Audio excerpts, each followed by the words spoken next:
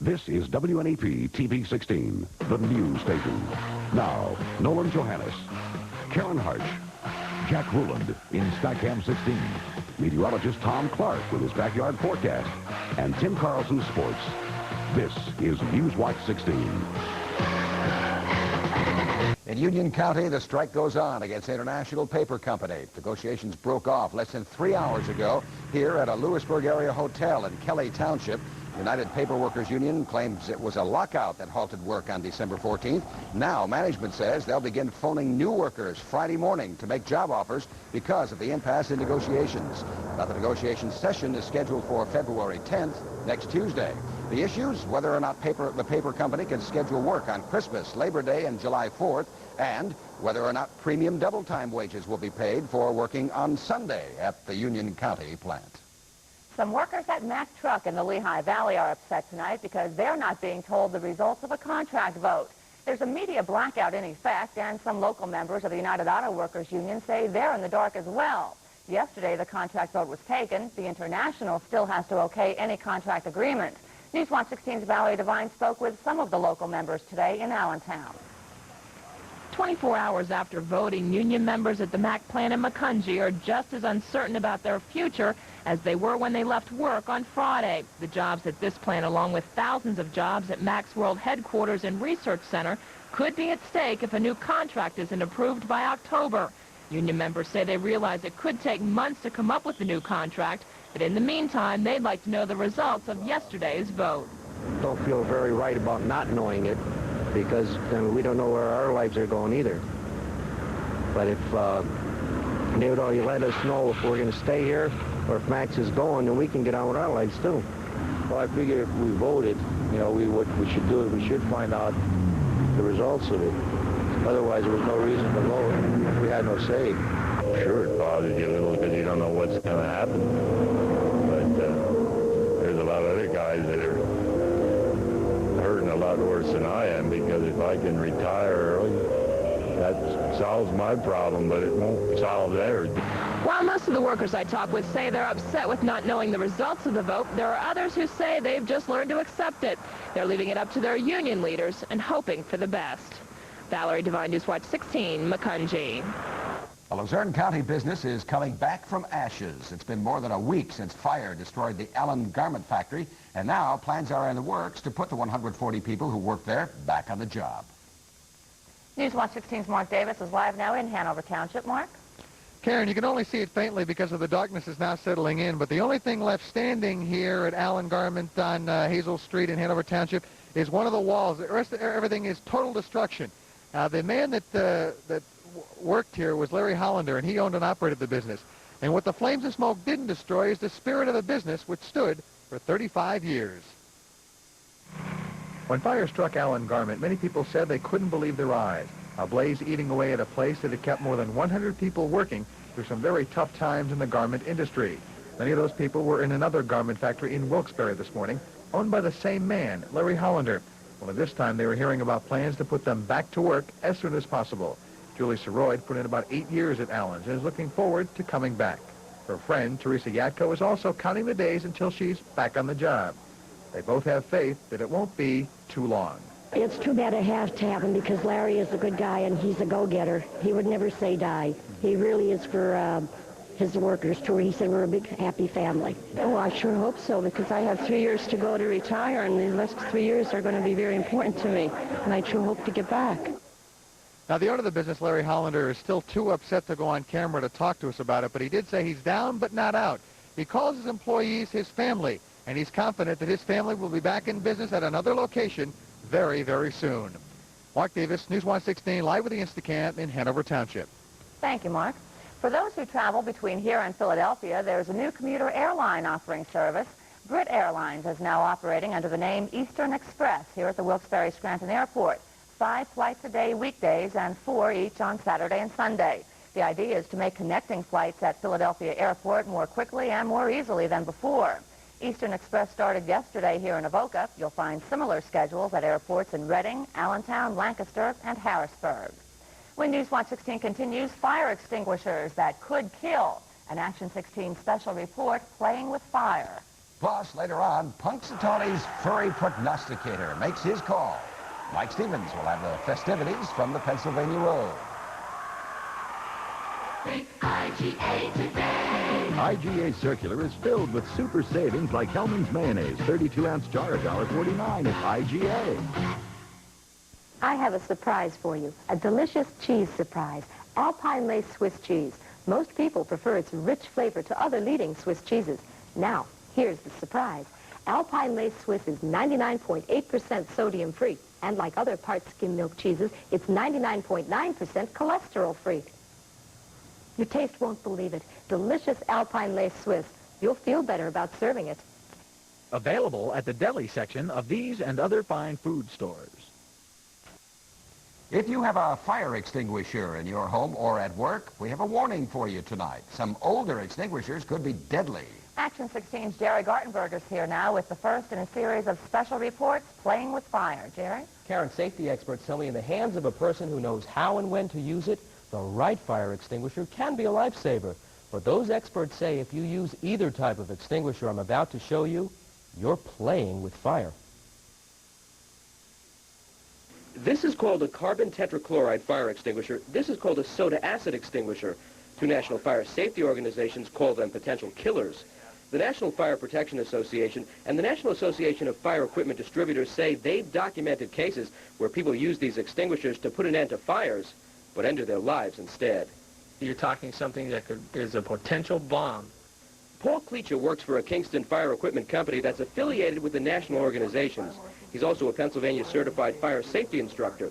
He says activating a soda acid extinguisher can cause a tremendous buildup of chemicals inside the extinguisher's walls. The likely result? The extinguisher would not be able to discharge all the pressure, and the extinguisher would rip in pieces. The bottom would blow out, or the side would blow out.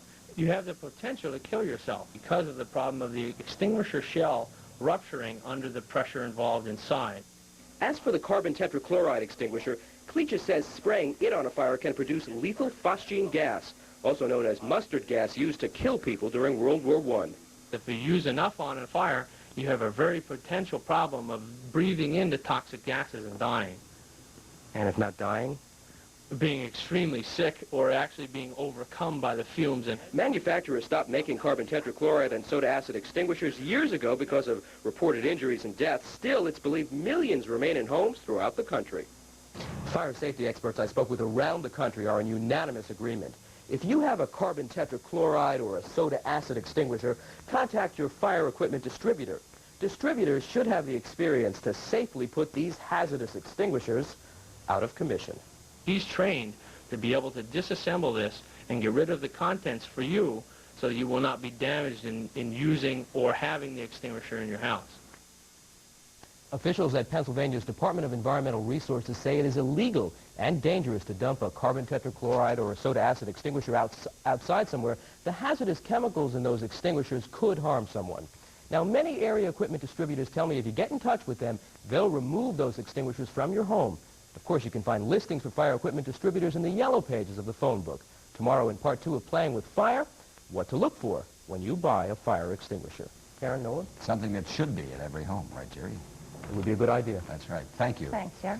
And the Weather Watch is next with Chief Meteorologist Tom Clark. What a day today. It was just beautiful. Balmy.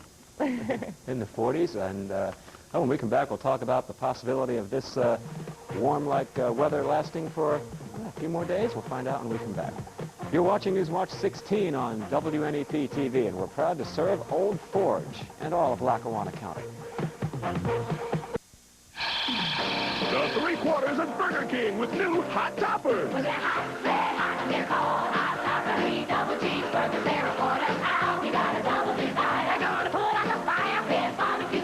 Cheese and bacon too. If you ham and cheese, you sure to please, and you don't want to miss. Then you must know and sweat.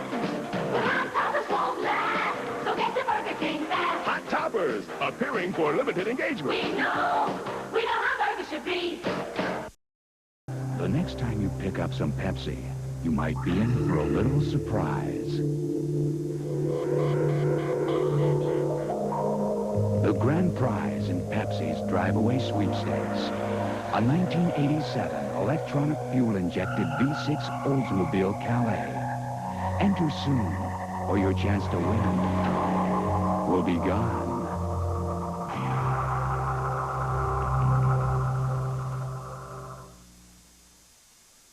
Well, I had a look at the calendar today because it sure felt like spring. How about it, Tom? It sure did. Very unusual for this time of year to have a temperature, you know, well into the 40s like this. But every once in a while it happens, and the result is a lot of slush out in the backyard now. And it looks like another mild day again tomorrow. But then some colder air will be coming in later on in the week once again. Here's my first Weather Watch report tonight from Peckville in Lackawanna County, and Dave Leonard has 46 degrees at his place now. Michael Shea in Bethlehem has 44, and Dan Salinger in Snydertown, Northumberland County, he checks in with 36 degrees in his backyard. Now, a glance, well, a view today from Skycam 16, and that is over the ski slopes on Elk Mountain, the highest point in northeastern Pennsylvania, elevation 2,693 feet above sea level. 41 degrees in the backyard now, 65% humidity. The wind is from the southwest at 10, and the barometer is holding steady now at 29.6. 45 degrees. Well, didn't break the record, but it felt great. 55 is the record high, set back in 83, and 28 was the low here in the backyard this morning. Now, a glance at the normal trend in temperature shows that we have just passed the coldest time of the year, and that from now on, the daily normals of high and low temperature will be getting warmer. And here in Avoca, the normal high by the end of the month is close to 40 degrees. So hang on. A warming trend will continue for the next few months, as I see it. Now, a very stormy weather map tonight. We have one storm down over the Carolinas, another storm over the Great Lakes. I do think that this one will slide off to our south tonight and take the rain out to sea with it. Now, some snow is falling with this storm crossing the lakes. Out ahead of it, though, some record highs today, close to 50 in parts of Wisconsin and Illinois. I think some of the warm air ahead of that storm will be around again tomorrow to put us up close to 40. The snow with this storm and some rain should stay to our north late tonight and tomorrow. We'll see some clouds as the storm moves through, though, but I don't see any rain or snow coming our way. And then some colder air coming in tomorrow night, heading into Wednesday, so I don't expect this warm trend to last all week, so that should eliminate the threat of any flooding for us, but some giant puddles out there and some streams may come up just a bit. Another storm out in the far west, and I don't even think that's going to reach us because of the jet stream flow basically coming down out of the northwest, out of the dry regions of Canada for later on in the week. But for tonight, kind of a mild night relative to what it's been like the past couple of weeks at night. 32 the low tomorrow morning in Canton, 32 in Old Forge, about 33 in East Stroudsburg tonight, close to freezing in Duboistown and Herndon, and the breeze out of the southwest at 12. Some clouds overhead as well. Here's the sunrise time for tomorrow, 7:13, 5:22, sunset tomorrow night. Today, by the way, was the warmest day we've had since the middle of January. It felt great. 32 out back, partly cloudy overnight. I can see the crescent moon up there. Another mild day tomorrow, low 40s, and some clouds around. Partly cloudy on Wednesday, getting colder, 34. A cold but sunny day on Thursday, and even Friday doesn't look too bad at this point, cloudy. So not too bad for this first week in February. Not too bad at all. Okay, Tom. Don't jinx it, though. Yeah, please. On the update, we'll see. Tim Carlson is next with the Sports Watch and the National College Football Champs meeting our national leader. Plus a big shake-up in this week's Super 16 basketball rankings. Hi, I'm Greg Santo, General Manager at Clark Summit Lincoln Mercury Volvo. It's important to me to be involved in every department here at our dealership. Our sales department is great, but it's service after the sale that keeps our customers coming back. We're proud of the quality of service we offer here at Clark Summit Lincoln Mercury Volvo. I like to come down here to the garage from time to time just to get my hands dirty and be a part of it. Greg, what do you dress like this for? You don't come back here. And remember, ask for me, not my dad. Look for the SureSave stamp of approval, and you'll find great weekly specials like these.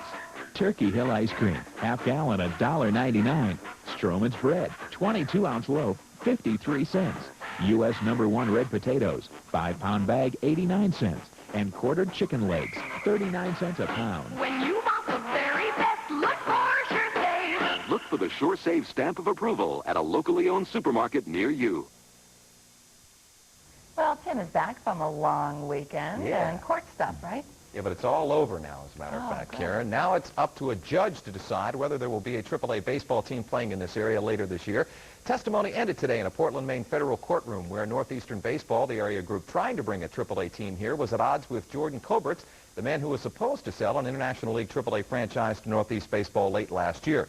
Both Northeast Baseball and Coberts claim ownership rights to the franchise. Federal Judge Gene Carter said he'd make a decision on the case by the middle of this month. Now, you might remember Coberts failed to close the deal with Northeast Baseball, saying they didn't provide a AA franchise as part of the deal as promised. Northeast Baseball saying the AA team was never a firm part of the sale agreement for the AAA team. Both sides were confident of a favorable ruling after today's final testimony. Well, I can't remember a week when there have been more changes in the Super 16 basketball rankings than this one. Just one team stayed the same as last week, while 4 dropped out and 4 newcomers were at it. By the way, one of the reasons for the big changes, Super 16 teams went just 20-10 in games last week. One of the poorest weeks this season. Let's check them out now. At number 16, West Hazelton, the Wildcats are a new entry. At number 15, the Western Wayne Wildcats, they're also new. At number 14, the Central Columbia Blue Jays, the only team that stayed the same as last week. At number 13, another new entry, the Riverside Vikings. Number 12 belongs to the Nanticoke Trojans, down from number 10. At number 11, the Pittston Area Patriots. They are also a new entry. They are hot, too. They won 2 games last week.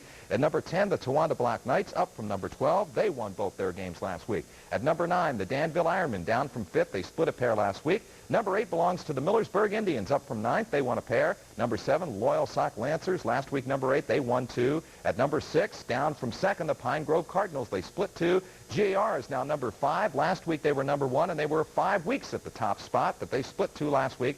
Up from 7th to number 4, the Bishop Hoban Argents. Number 3 belongs to the Highton. The Indians won 3 games last week. They're up from number 6. And number 2, the Milton Black Panthers, up from 4th. They won 2. And the brand new number 1 team, the Scranton Prep Cavaliers, up from 3rd. They won a game last week. And an amazing climb to the top for the Cavaliers, who started out in the Super 16 this year at number 16. But they've kept on winning and dominating many teams they played this year. They are undefeated in 14 games this season. At the White House today, it was a case of number 1 meeting number 1 as the National Football Champion Nittany Lions met President Reagan. As a matter of fact, Jopa and the boys got to meet both the president and vice president, and it was a rare public appearance for the president since his recent surgery. But I guess he didn't want to miss the chance to talk with Joe Paterno and get some freebies in the deal. There's a couple of things about this jersey I want you to notice. Number 1, as far as we're concerned, you're number 1. Number 2,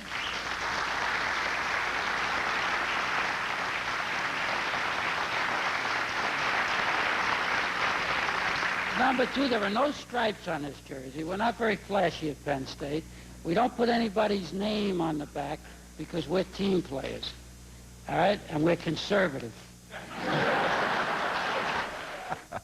And while we're being patriotic and all that stuff, how about a big yeah for Dennis Conner and the crew of Stars and Stripes, who've now taken a 3-0 lead in the best-of-7 America's Cup Finals in Australia. While most of us were sleeping or watching an overnight movie, Conner and the crew of Stars and Stripes, well, they just blew away the Australian defender Kookaburra 3 by 1 minute and 46 seconds off the coast of Fremantle, and they need just one more win to bring back the America's Cup. They're doing a great job. Yeah. All right. See you tonight. Okay. Thanks, Tim. A trip down the Pennsylvania Road to Gobbler's Knob is next. Tonight, Mike Stevens will share a landmark birthday for legendary Giant of a Groundhog. Next, as Newswatch 16 continues. Howdy, Pilgrim. The Chevy dealer's having a wild and woolly... Correct. Rex, sweetheart, we're making a big movie here about big Chevy deals, so you gotta be big, big, big. Howdy, Pilgrim. Rex! We're making wild and woolly deals on the #1 selling celebrity, Chevy Cavalier. 40 F10 Blazers. And Chevy dealers have thousands of them priced low because they gotta go. 873, action. Howdy, Pilgrim. Ah! McDonald's presents Double Features. I don't know how to say this. It was a time they'd never forget. I'm starving. It was dinner time. Time for McDonald's Double Features. McDonald's Double Cheeseburger. It's big, it's beefy, it's back. And introducing double fries. Crisp, golden, double the regular size. I wish this could go on forever. It won't. It's only available for a limited time. Don't miss it. McDonald's Double Features. Finally tonight, our chief meteorologist, Tom Clark, has been forecasting the weather for 7 years, and we think he does a great job of it. But imagine making a weather prediction for 100 years.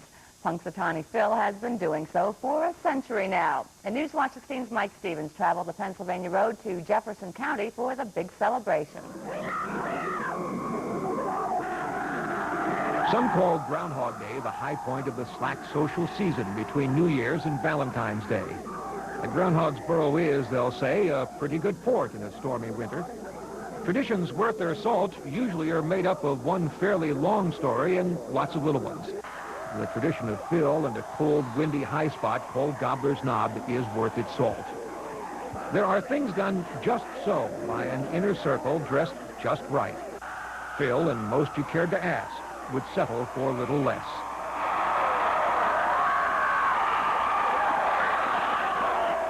We want Jim Means, club president, to hear the forecast from Phil in Groundhogese. Since Jim's the only one to speak the language, we wanted to tell us what the furry little guy said.